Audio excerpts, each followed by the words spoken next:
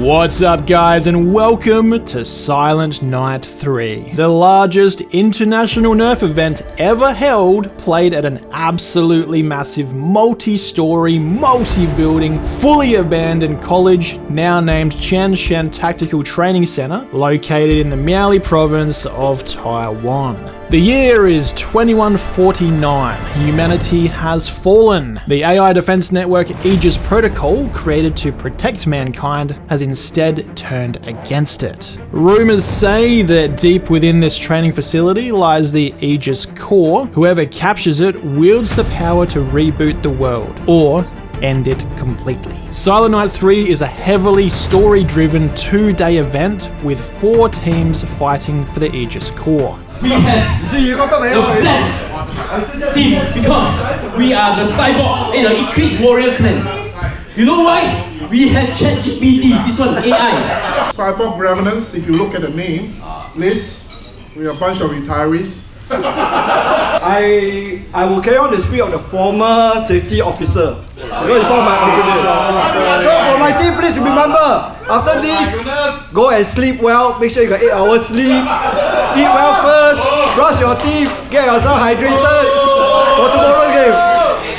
Alright guys, good one, we are the mercenaries. I don't know what we're going to do, but we'll do something tomorrow. If I get lost, then we'll look at Rex. Sorry, regular but not spectacular. There were a total of 6 different multi-level buildings in play, although the first couple of rounds we only used 4 of them. But that made the game area not only large horizontally, but vertically as well. Red team had a respawn point near building 1, blue team near building 2, green team near building 3, and yellow team near building 4.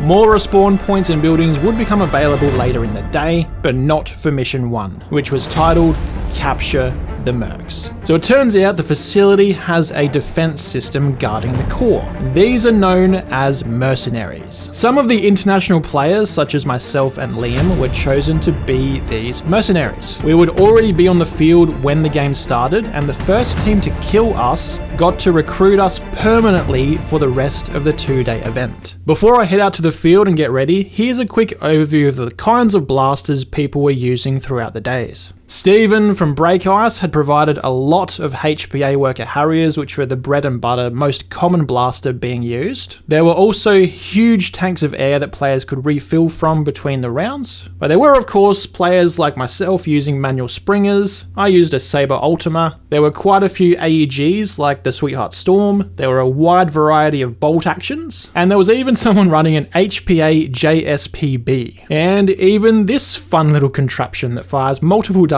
in one go. Ready? 3, 2, 1. 3, 2, 1. What there wasn't though is any FPS limits, there was no bang bang rule, and there was no minimum engagement distances. This was a hardcore game for hardcore players. Now, for mission 1, mercenaries like myself were allowed to head out to the field before any of the other teams so that we could go find a good spot to hide. I was in the middle of exploring different rooms when I heard the start whistle, which caught me completely off guard. Almost immediately, blue team descended upon me with a shield leading the charge.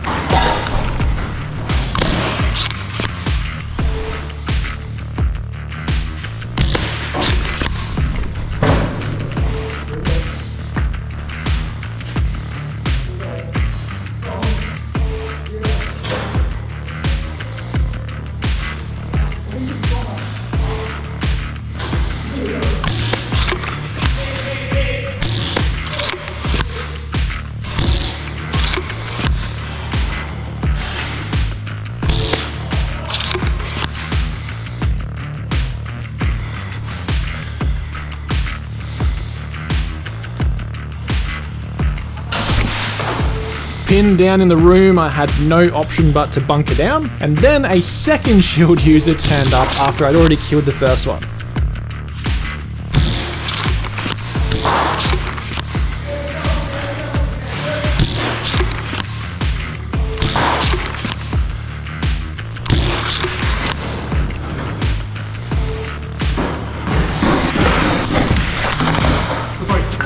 OK， 抓到了。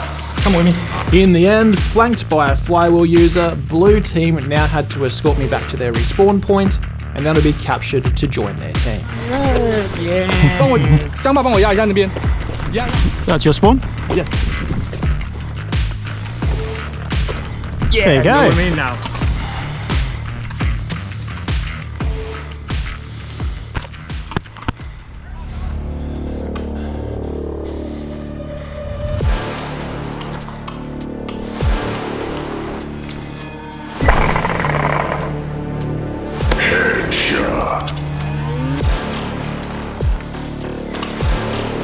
From there, I linked up with blue team's forward line and we attacked, I think there was either some yellows or greens up on this balcony above us.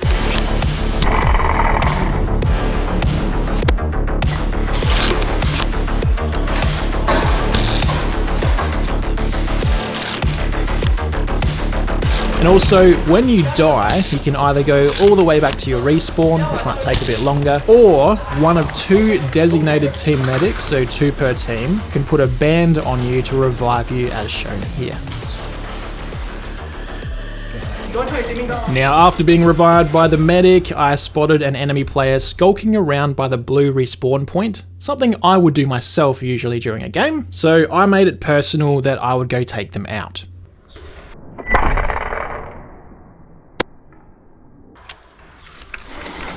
Then, with the little time remaining of Mission 1, I went to explore the hidden paths behind some of the buildings. I actually managed to make my way all the way around to the back of Building 4 and caught some uncaptured mercenaries with their backs to me. Unfortunately, right as the whistle blew and the mission ended.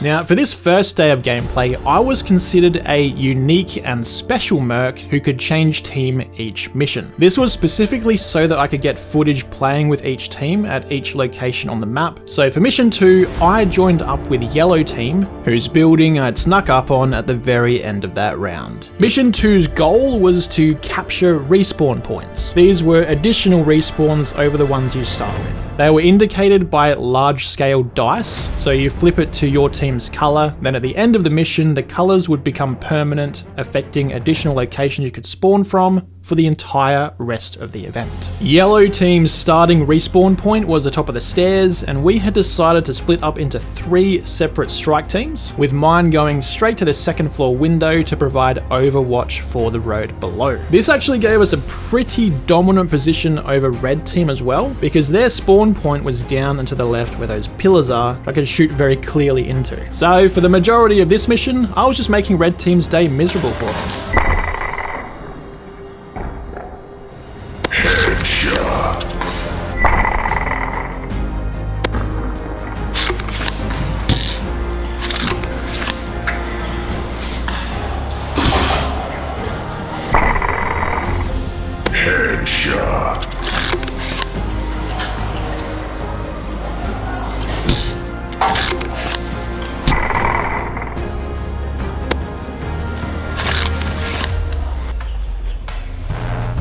Sniper's a good job, mate.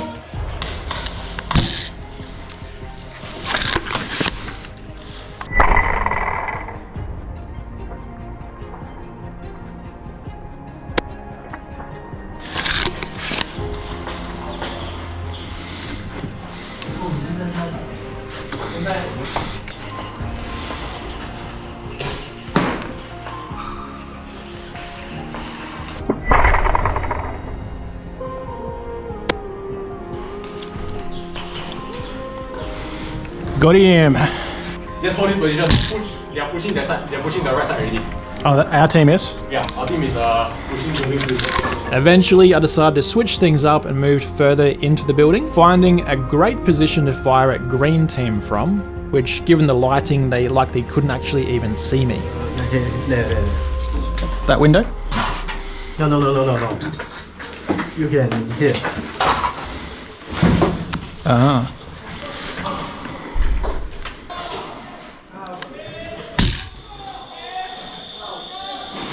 And that concluded mission 2.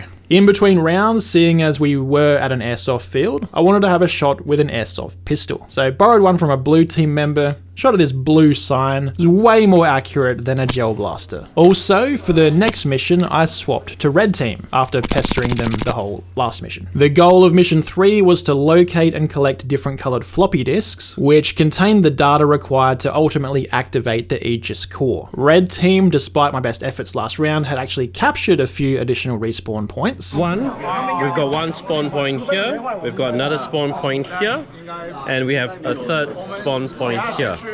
Right? The game will probably start here, right? And then we'll probably spread out along the way. The objective is to capture the floppy disk, as many floppy disks as you can find. For this game, red team were going to push blue hard. We had a respawn point inside of their building too, and if we could get near enough to there, we could dominate them and capture any nearby floppy disks. While the rest of red team was planning to charge head on into blue, I decided to flank the entire way around the building that I scouted all the way back in mission 1 when I was on blue team myself.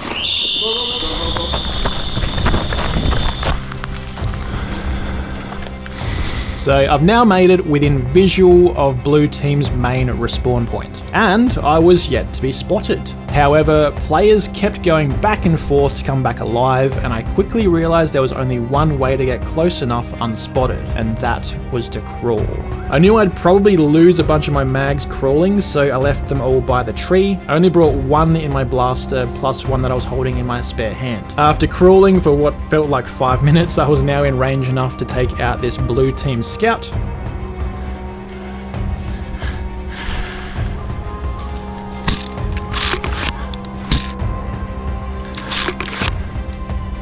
But unfortunately my shot missed, so I quickly hit the dirt, hoping they wouldn't spot me. Noticing they headed the opposite way, my path was now clear to cross through the blue spawn into the camouflage of the trees beyond.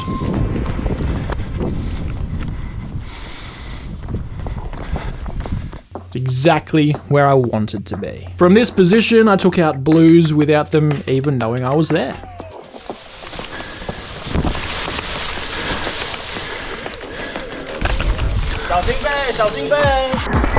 Headshot.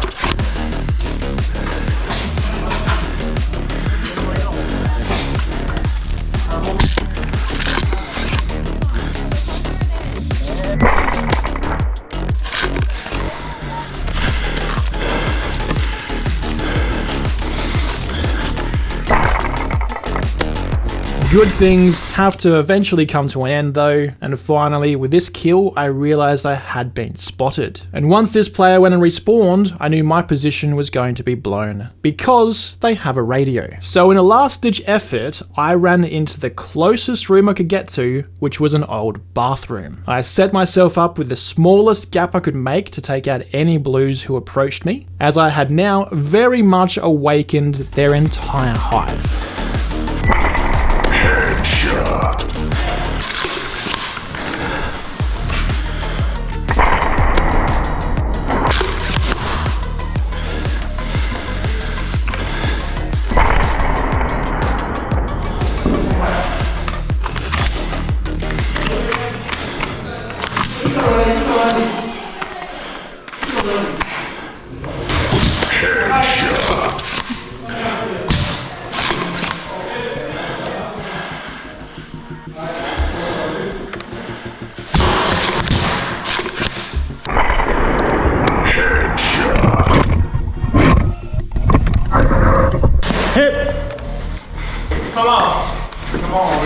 I think you got me.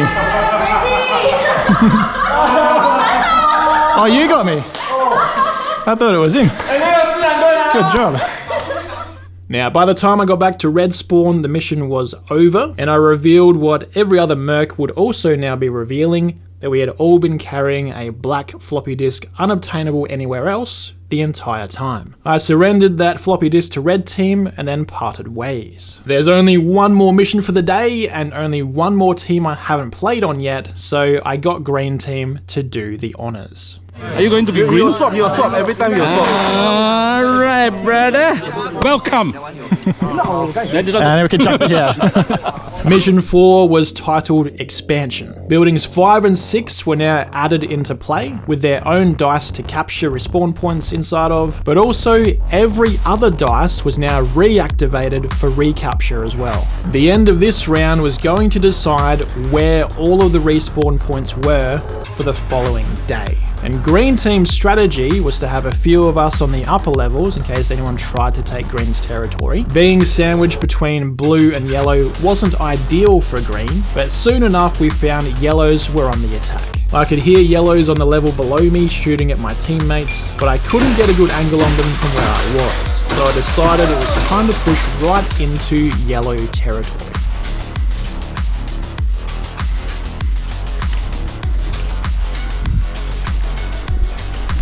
I didn't find a single yellow on the upper level, but I had managed to sneak past all of the ones on the ground.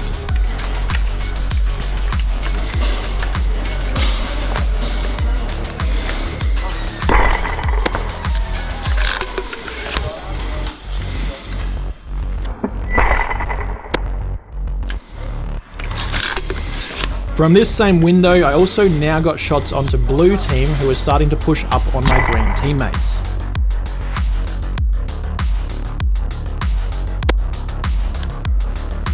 Yellow had essentially abandoned this building now and headed for the two new buildings, 5 and 6, so I made the most of it and went all in on pestering red team.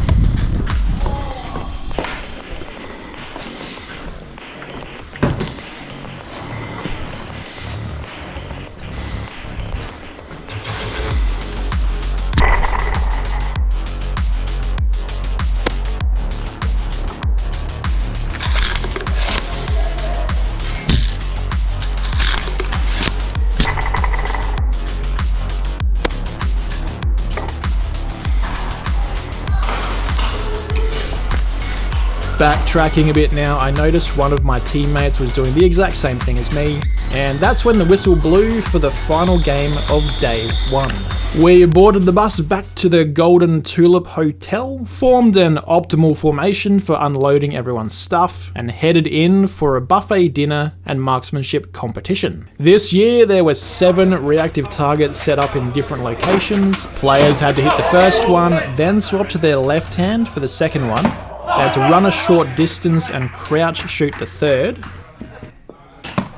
Then they had to move back and hit the longest target of the set. Then run over and go prone for 2 targets of an X-shaped pattern, so they had to hit one and then roll across and hit the second one. Finally, one more sprint and a final target,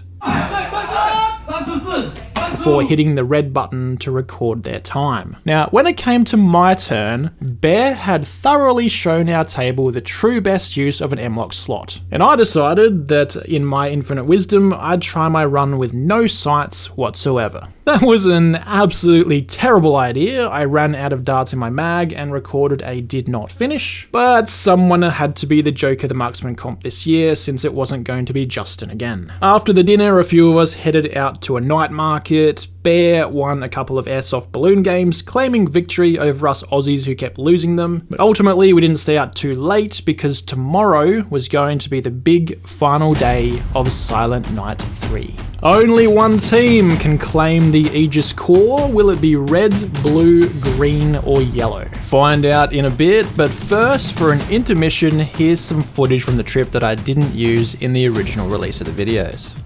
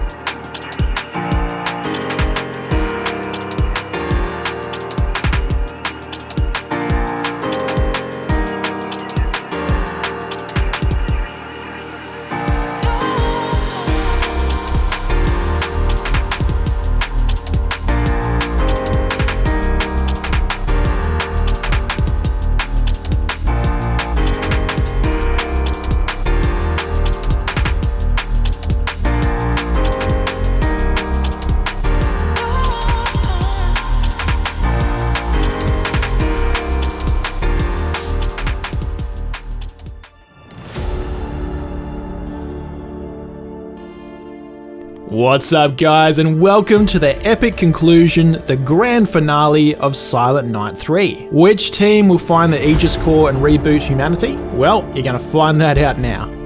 At the end of day 1, teams captured various respawn points which were now locked in permanently after the dust settled for the entire rest of the event. Here is the current updated map. Blue controls 2 buildings to the west. Their main respawn point hasn't changed the whole time, but they do have 4 additional respawns around the area. Green's still got their main respawn point, plus 1 additional further inside the same building. Red's got their main respawn, plus a couple of others to the east of it, which they were competing with Yellow for in that last round of day 1. And Yellow are unique that they actually moved their entire main respawn away from the stairs and into the eastern building. At the same time, they've also got 4 other respawns which they captured during that last round. Now, the first mission of day 2 is titled Power Source. There have been reports that power sources can now be found deep within the facility. Even with the data node floppy disks from day 1, the Aegis Core is completely useless without first acquiring a power source. There are 10 of these scattered around the facility in various buildings for teams to find at least one of. However, there was a big catch. These power sources needed 4 AA batteries to operate, and a team of 2 Australians were going to be the ones guarding them. Looking at the occupied areas of the map, Liam and I decided to make it fair and hide in the most central building. To earn themselves a set of batteries, all teams would have to do is kill one of us and come take them within 20 seconds, otherwise we come back alive. We found a good spot to hide in one of the rooms and kept ourselves low and hidden until eventually we heard voices and footsteps of Green Team approaching, and we were not going to make it easy for them.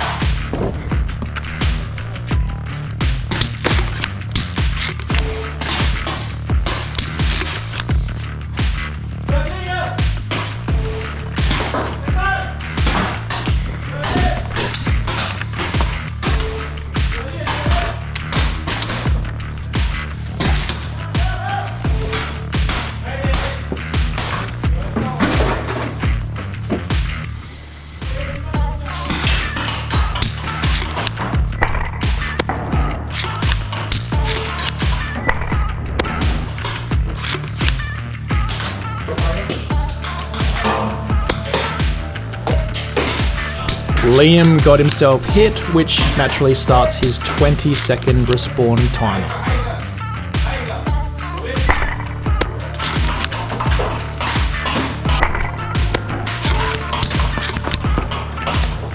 Hit. Finally, we're both taken down at the same time, allowing Green to move in and collect their set of batteries from me. Thank you. With no real reason to fight Green anymore, Liam and I move out into the hall with them. As it turns out, Green and Blue had decided to form an unofficial alliance with each other, but no one told Liam and myself. So we took a couple of Blues out first. Ultimately, once we learned there was an alliance between the two, we gave Blue a set of batteries. And now, wanting to make it fair on Red and Yellow, Liam and I went searching for them. And eventually we discovered Yellow had bunkered down inside of a building. If Yellow wanted their batteries though, they'd have to come out and get them. We're not going to go bring them to them. Problem is, Blue and Green now had them completely surrounded. As the time limit for the mission neared its conclusion, a hidden Red Team player showed up out of the trees and demanded batteries off Liam and I, or he would just shoot us. So every team had acquired some batteries aside from Yellow. However, all teams had found at least one power source to use them in.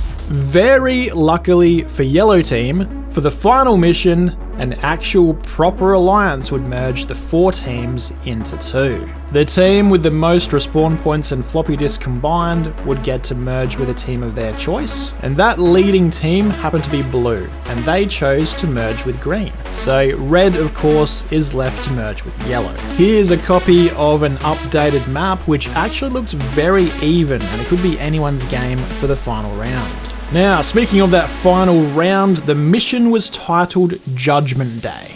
2 Aegis Core mainframes will be hidden on the field, and to win the entire thing, all you needed to do was find a mainframe, insert one of each colored disc and the power source, and bring it to the admin area. Here's where the mainframes were on the map. However, players had absolutely no idea other than a cryptic AI written clue. I stand where players run and dash, where surrounding me light energy glows. Find me in the open or in boxes, but wherever I am, no one knows. There would be trails of glow sticks on the field lighting the path as a subtle clue, but ultimately players need to find these mainframes on their own. For this final game, I rejoined Blue Team, who had originally captured me back in round 1 of day 1, thanks to the help of this shield user, now reclining on his shield. For the final mission, I decided to start at Blue's furthest south respawn point, and I was going to go give Red Team hell from the top of these stairs.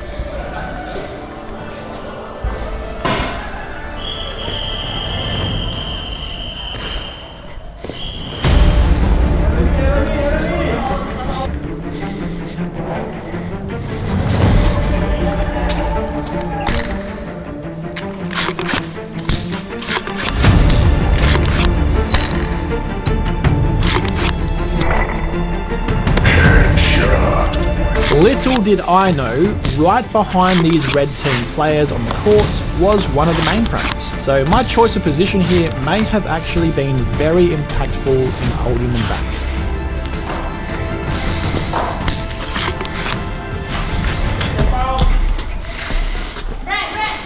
Not even a minute into the round, a teammate tells me we've already found it. Now the race is on. Who can get the Aegis Core set up back at the admin area first? Cover the person that's holding it.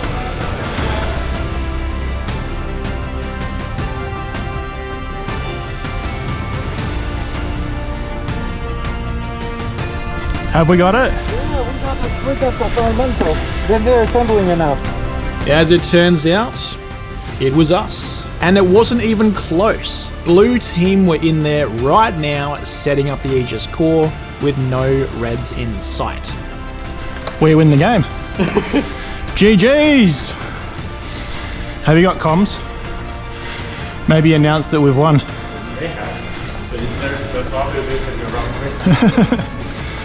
I'm going to put it right in this circle.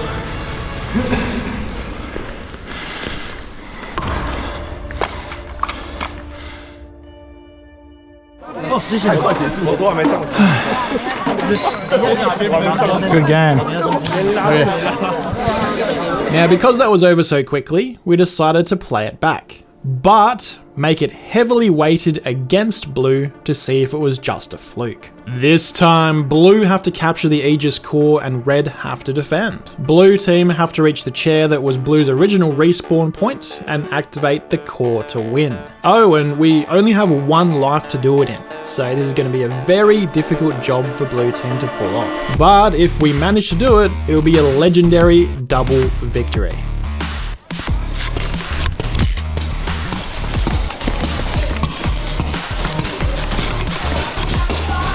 As the round begins, I decide to flank around, and as it so happens, some reds decide to do the same.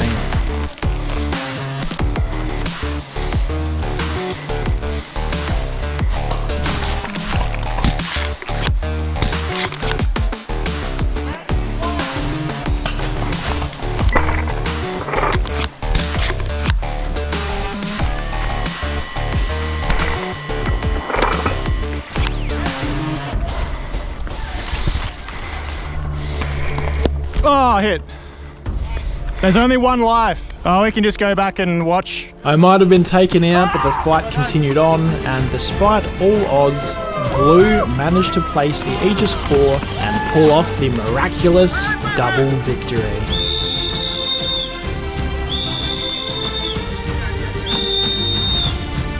Both teams celebrated and discussed the final moments of the game. The player I shot at the very end there actually showed me where the dart had hit because it was still there, sandwiched in between 2 mags. But the day wasn't quite over yet. Silent Knight's story may have concluded with Blue taking the double victory, but we had one more friendly game left in us. The final game of the day was going to be Taiwan versus all the international players. 2 teams, single life. As the match began, I got into a prone position to cover the road because the game was limited to ground floor only. No one actually ended up coming along the road, so I left this position for the central forest.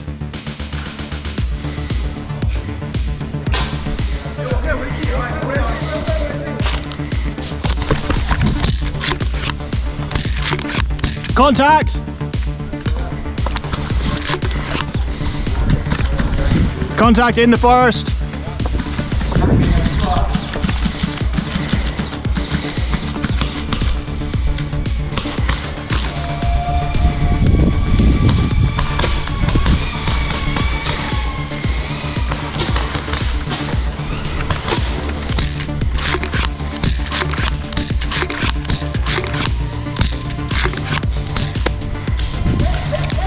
Oh, got in. Good. Bye-bye. 400 FPS and 1.3 gram T-darts eventually cut through the bushes and hit this player through them, but who else could be hiding in the trees? There's a second one.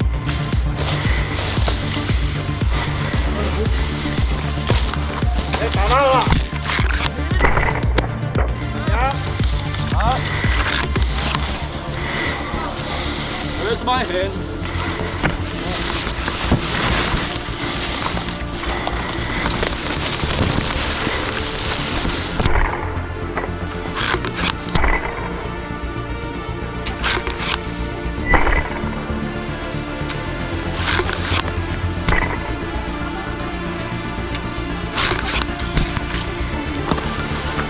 Taken out, but the battle continued. I found some players to film battling it out on this road. However, Taiwan game host Steven blew the whistle early and called the match off because a heavy storm system was now rolling in. With the downpour settling in for good and the sky getting darker and darker, we packed up all of our gear with what little light we had remaining. There was no power at the airsoft field. Liam had a quick shot of a nice bolt action Nerf sniper called the Iron Pangolin, and we called it a day. Overall, I've got to say Saber's Silent Night games have been getting bigger and better every year. From the first one at an old scout camp in Malaysia with native kaiju, to a huge paintball park in the second year, and now an entire abandoned multi-story, multi-building university campus. I'm very excited to see where we end up for Silent Night 4. And I think it's going to be a difficult challenge for Conrad and the team to pick a location that quite lives up to this one. Now, probably my favorite parts from SK3 were sniping from the upper floors. Sniping's a good job, mate, but I also enjoyed rushing blue team and picking them off one by one. Go rewatch day 1 to see all of that again. To end off the video, I'd like to give special thanks to BroBear, JJ and Steven for all their behind the scenes help assisting Saber with the coordination of Silent Night 3. The games couldn't have happened without you guys. I'll put links to Saber down below as well as all their main resellers if you're interested in the blaster I've been using this entire time, the Saber Ultima, or any of their other blasters, even the new HPA offerings that half the players here were using as well. Like, comment, subscribe and all of that. Here's 2 other videos you might enjoy, and as always, thank you very much for watching. I'll see all you guys from this video next year, and you viewers on the next one. See ya.